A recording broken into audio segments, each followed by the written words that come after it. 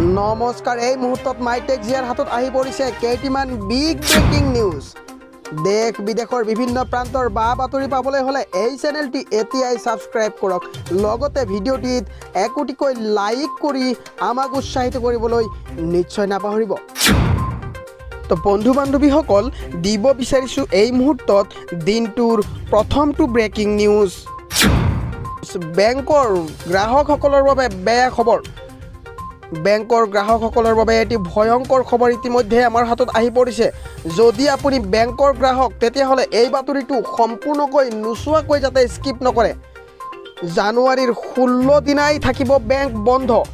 ভিডিঅ'টিত সম্পূৰ্ণকৈ বিতংভাৱে আমাৰ এই প্ৰতিবেদনযোগে আপোনাক জনাই দিয়া হ'ব, গতিকে ভিডিঅ'টি সম্পূৰ্ণকৈ চাব বুলি অনুৰোধ জনাইছোঁ।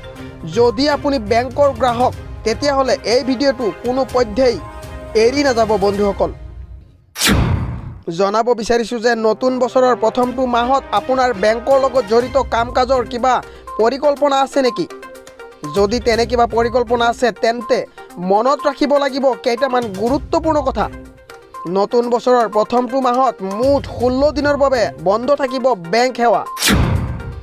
ইয়াৰ ভিতৰত অৱশ্যে সপ্তাহৰ দ্বিতীয়, চতুৰ্থ শনিবাৰ আৰু দেওবাৰ অন্তৰ্ভুক্ত হৈ আছে।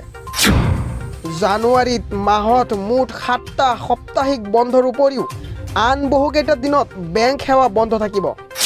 বিভিন্ন ৰাজ্যত ৰাজ্যিক বন্ধ পালন কৰাৰ উপৰিও বহু বেংকেই 26 জানুৱাৰীত গণতন্ত্ৰ দিৱসৰ বাবে বন্ধ পালন কৰিব, যদিও আন বহু বেংকে গণতন্ত্ৰ দিৱসত বন্ধ পালন নকৰে।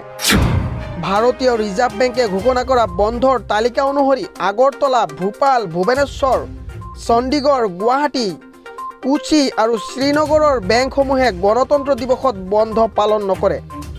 ভাৰতীয় ৰিজাৰ্ভ বেংকে 3টা শ্ৰেণীৰ অধীনত বন্ধ দিনবোৰ শ্ৰেণীবদ্ধ কৰিছে। জানুৱাৰীৰ 1 তাৰিখে কেৱল আইজল, চেন্নাই, গেংটক আৰু শ্বিলঙৰ বেংকবোৰে বন্ধ পালন কৰিব।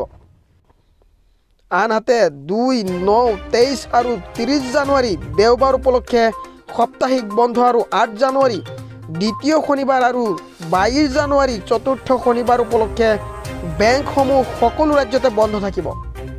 তো বন্ধুসকল, জানুৱাৰী মাহত যদি বেংকৰ অন্যান্য কিবা জৰুৰীকালীন কাম কৰিবলৈ আপুনি যদি কিবা প্ৰস্তুতি চলাইছে তেতিয়াহ'লে আজিয়েই সাৱধান হওক আৰু এই বন্ধৰ তালিকাটি লিপিবদ্ধ কৰি ৰাখক।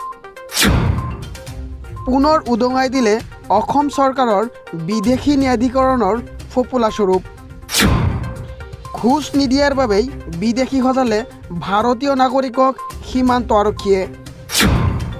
এই মুহূৰ্তত মাইটেক জিয়াৰ দৰ্শকবৃন্দলৈ জনাব বিচাৰিছোঁ যে পুনৰ এজন লোকক বিদেশী সজাই জাননী প্ৰেৰণ। সীমান্ত আৰক্ষীৰ বিৰুদ্ধে ধন বিচৰাৰ অভিযোগ পৰিয়ালৰ লোকৰ।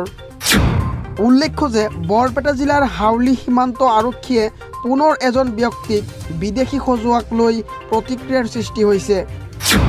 বিদেশী নাগৰিক বুলি সন্দেহ প্ৰকাশ কৰি জাননী জাৰি কৰা ব্যক্তিজন 55 বছৰীয়া হাছেন আলী বুলি জানিব পৰা গৈছে। ভোটাৰ তালিকাৰ লগতে অন্যান্য বৈধ নথি পত্ৰ থকাৰ পাছতো হাছেন আলীক বিদেশী নাগৰিকৰ সন্দেহত জাননী জাৰি কৰাক লৈ এতিয়া ক্ষোভিত হৈ পৰিছে অঞ্চলটোৰ লোকসকল। বিদেশী নাগৰিক বুলি সন্দেহ কৰা হাছেন আলীৰ ঘৰ হাউলিৰ নগৰঝাৰত। সীমান্ত আৰক্ষীয়ে জাননী জাৰি কৰাৰ পাছতেই এতিয়া হাছেন আলী আৰু তেওঁৰ পৰিয়ালৰ লোকসকল হতাশাত ভুগিবলগীয়া হৈছে।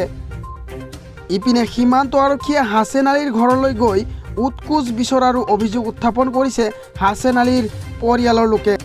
সীমান্ত আৰক্ষীয়ে বিচৰা টকা আদায় নিদিয়াৰ বাবেই হাছেন আলীক বিদেশীৰ জাননী দিয়া হৈছে বুলি পৰিয়ালৰ লোকৰ অভিযোগ।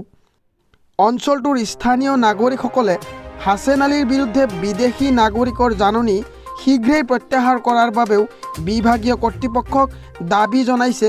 আৰু ভাৰতীয় লোকক বিদেশী সজোৱাৰ চক্ৰান্ত। এতিয়া প্ৰশ্ন হয় যে বিদেশী ন্যায়াধিকৰণ অসম চৰকাৰৰ এটি গুৰুত্বপূৰ্ণ বিভাগ যদি ফোপোলা স্বৰূপ হয়, কোন দিশে যাব অসম চৰকাৰৰ বিদেশী ন্যায়াধিকৰণ?